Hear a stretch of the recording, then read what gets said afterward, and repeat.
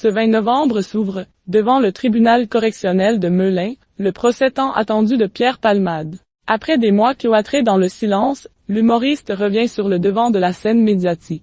Et il est méconnaissable. En février 2023, Pierre Palmade, qui conduisait sous l'emprise de divers stupéfiants, a causé un grave accident de la route, brisant la vie d'une famille qui demande aujourd'hui réparation. C'est en effet ce mercredi 20 novembre que s'ouvre le procès du comédien de 56 ans, devant le tribunal correctionnel de Melun.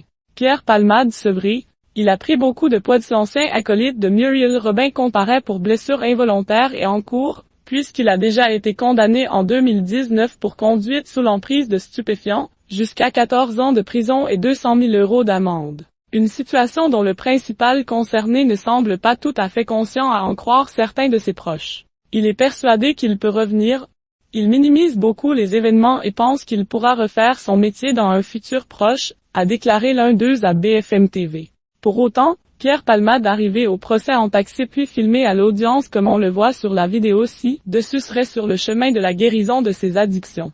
Pierre est désormais sobre même si c'est fragile, il est allé tous les jours ou presque chez le psy, il s'est refait une santé vis-à-vis de ses addictions, a raconté l'un de ses derniers amis. Pierre a pris toutefois beaucoup de poids à cause de son traitement médicamenteux, a-t-il précisé, évoquant un changement physique de l'humoriste. Pierre Palmade installé à Bordeaux, il vit dans une maison sans ostentation déjà criblée de dettes avant l'accident qu'il a provoqué après une soirée chemsex. Le comédien a décidé de vendre sa villa de Célie-en-Bière, près de la forêt de Fontainebleau.